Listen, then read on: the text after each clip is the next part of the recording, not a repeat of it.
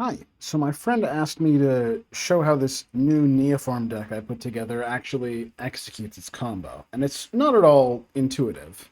So this is just a brief video where I'll go through the combo and explain what I'm doing.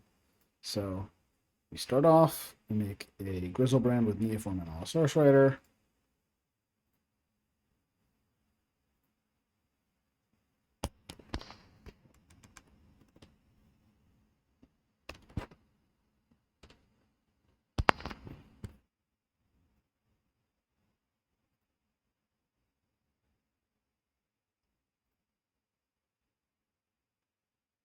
So we're not going to fizzle, almost certainly, because we have two shoals already. So that's nice. Got a Zernorb as a little insurance. So now I have two worms, so I'm definitely not going to fizzle, because I'm going to just draw through my whole deck right now.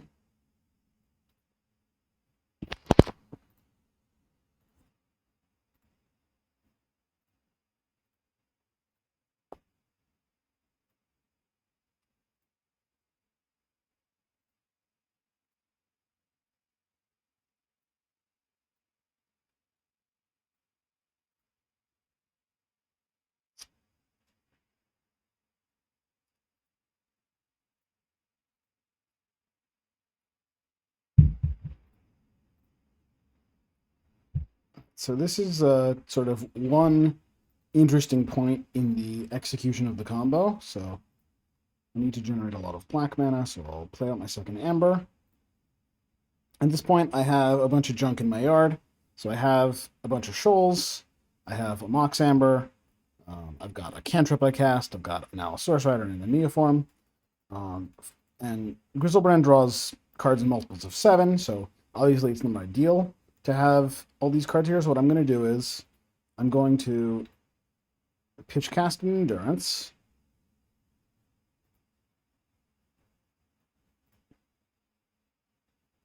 Target myself with the trigger to tuck my graveyard. And I'm going to stack the triggers like this so that the Endurance tucks itself back into the deck. So now I have 9 cards in my deck, which is not ideal. It's more than 7. But I can fix that easily. I packed twice because that was the first time I did this tucking my graveyard thing. I have the Endurance that I just tucked back, as well as the Allosaurus Rider that I used to combo off.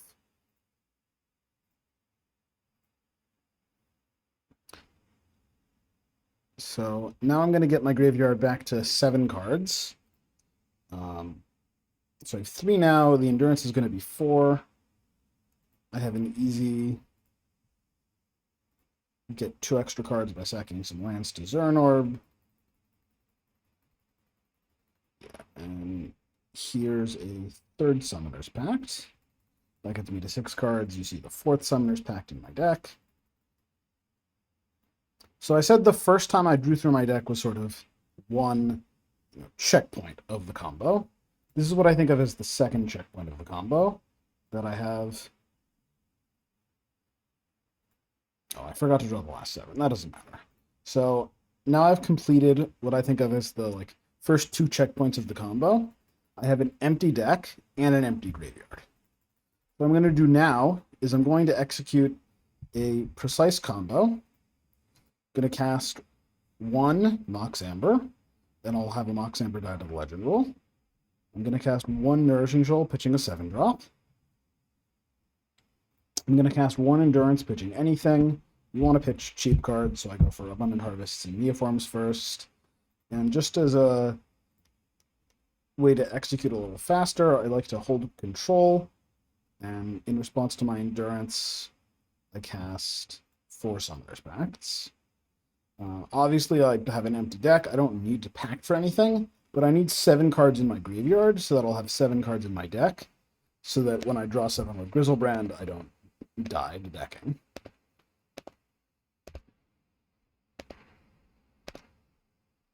So the Endurance resolves. You click the right trigger first. I'm yielded, so it resolved right away.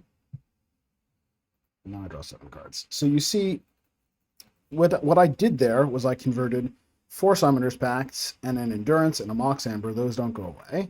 Neither does the one Shoal, but I converted a 7-drop in my hand that I moved to the exile zone to pitch to Shoal, and a random green card. In this case, it was Abundant Harvest. Next time it's going to be Neoform. So I lose 2 green cards in my hand, and in exchange I make a single black mana. So it is very important that you get to 7 cards in your graveyard, because you need 7 to tuck back so that you can draw 7 with Gristlebrand without dying. So you're constrained by how many green cards are in your hand. My deck plays about 40 green cards, a little less, and I lose 2 per iteration. So I'm capped at something like 18 iterations of this loop, although it's a little less because I can't gain quite that much life. I run out of expensive cards to pitch. So that's one constraint. I also need to be able to fill my graveyard to 7 cards. So if you had to pitch a Summoner's Pact when you were going off to say your Allosaurus Rider, you have a main deck Pact of Negation, which can be used to make up a card. You can strategically time your Zurn Orb sacrifices in order to get an extra card in graveyard. So you could have, like, say, if you didn't have your Pact of Negation, but you had 3 Summoner's Pacts, an Endurance, a Nourishing Shoal, and a land. You could sack a land.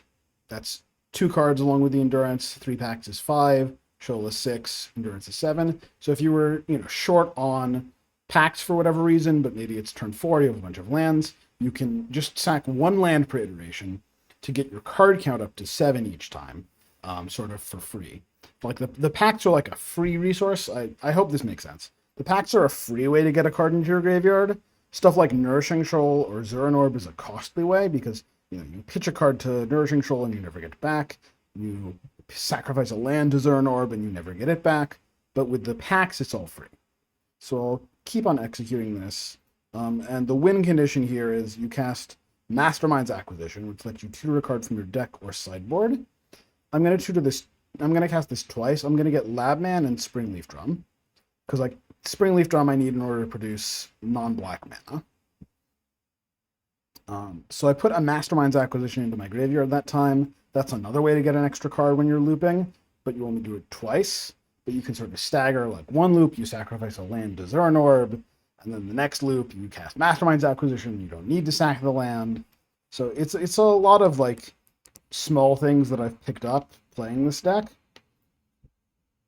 But they're not... Those are sort of advanced tactics once you understand how the loop works. So you see this time, I cast the Mastermind's Acquisition, so I only need 3 Pacts now instead of the full 4. I like to stack it like this so that I can just press 1, which is mapped to OK. So I get through the Pacts, but you see... So if I press 1 with an empty stack... Oh, I shouldn't do that now because I don't have a mana floating. But you'll see... If I cast this Mox Amber now... So if I press 1 now... It says, you might lose your mana if you pass to the next phase. So that's bad. I don't want this dialogue to come up. I don't want to accidentally pass to my main phase.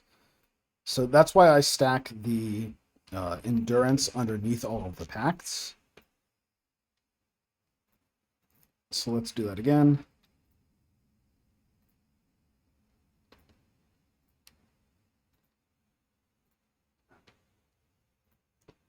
So this is 5 cards on the stack, 1 Mox Amber in the yard. I'll cast a Shoal. I could also cast Pact of Negation on one of my Summoner's Pacts if I wanted. So now you see I have a stack. And I press 1, and the thing resolves. I press 1, and the Pact resolves. Just a sec.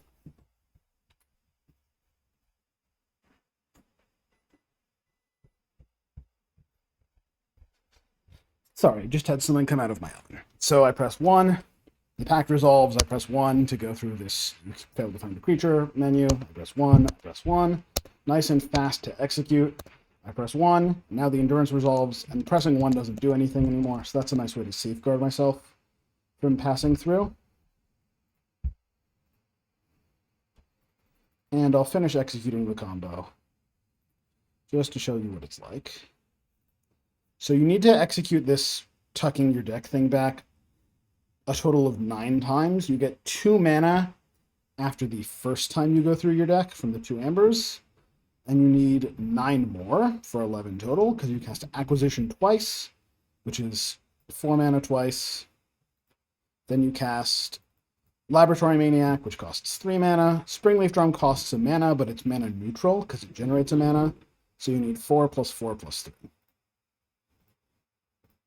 If you are worried about executing this combo in a timely manner, you can do much simpler with just an Aetherflux Reservoir instead of Mastermind's Acquisition. That also costs 4 mana, but it just wins the game on its own. Scroll a little far on that. The downside of Aetherflux Reservoir is that you can't beat a Leyline of Sanctity with it. Okay, so 1 Amber, just do a quick check. 1 Endurance, 1 Shoal, 4 Pacts, so I'm good to go. 1 and 1, 1.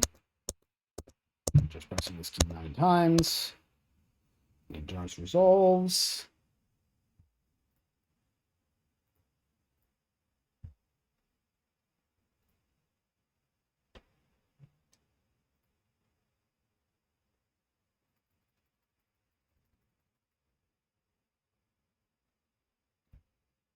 So now there's from a perspective of executing the combo quickly, I've used up all of the green 7 drops that happened to be on the far right side of my hand. So now when I cast a Shoal, I need to scroll all the way over here. And it's a little annoying. I'll show off a little dexterity thing here. So in order to speed up the process just manually, I'm going to get rid of a bunch of Shoals now. Gain a bunch of life so I don't need to worry about gaining life for future iterations.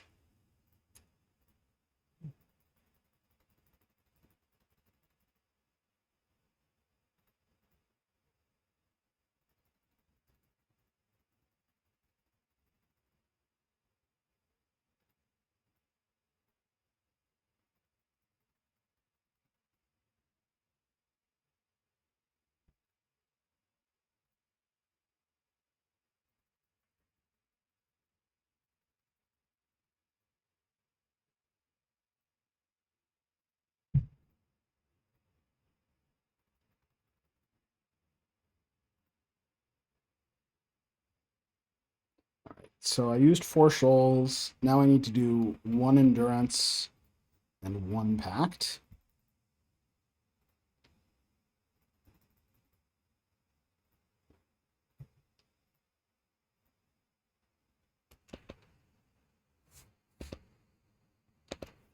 Another nice thing about this is if you realize at this point with these triggers waiting to be stacked that you've miscounted, you can undo your yields pressing 5. So I just did that, the little triangles disappeared.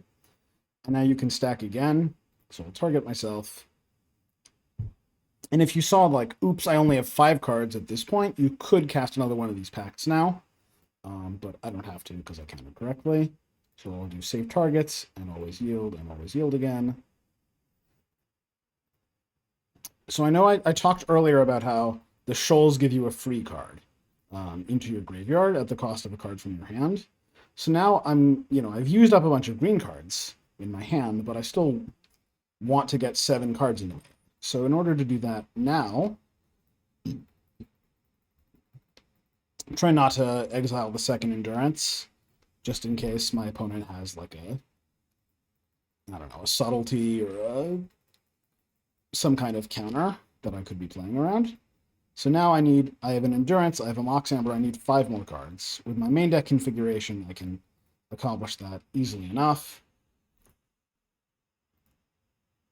So this is the kind of thing where, like, if you're confident you don't need your Pact of Negation to interact with anything your opponent has, or if you have extra Pacts of Negation post-board against the counterspell deck, then you can do this sort of thing where, again, I have 5 Pacts, 4 Summoners, 1 Pact of Negation, 1 Endurance, 1 Amber, that's 7 cards. So I click through all of these.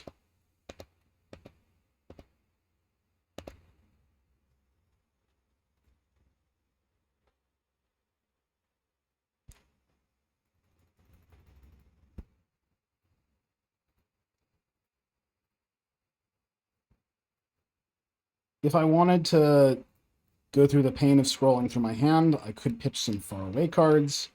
I'm just going to pitch a shoal. You don't really need more than one shoal, so I'm fine to do this.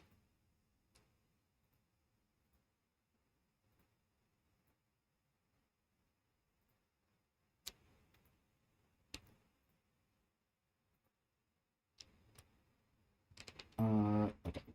1, 2, 6, 7th.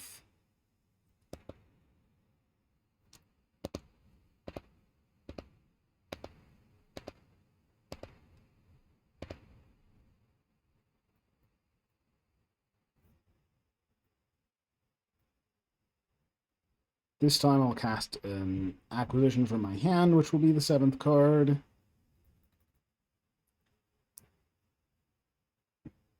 And I got Drum last time, so I'll get Loudman this time. You can see I'm almost done. I need one more iteration, because I need 3 mana to cast the Loudman, and this Amber I'm casting right now gets me to 2. Play out my Drum. Pitch cast the Endurance. I'm a little lazy, so I'll pitch the Shoal.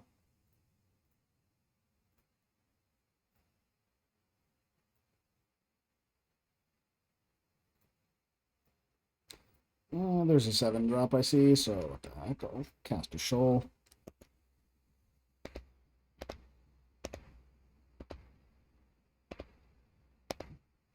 I did something a little different from my macro. So in my head, the macro is I cast an Amber, a Shoal, 4 Pacts, and an Endurance. This time I cast 3 Pacts, but the extra card is a Mastermind's acquisition, so I do like to check when I do something that deviates from what in my head I think of as like the basic combo, that I have enough cards, but I do. I have this nice window here where, again, I could auto-yield, undo my auto-yields if I wanted to get an extra card into my yard. Draw 7 cards for the second to last time.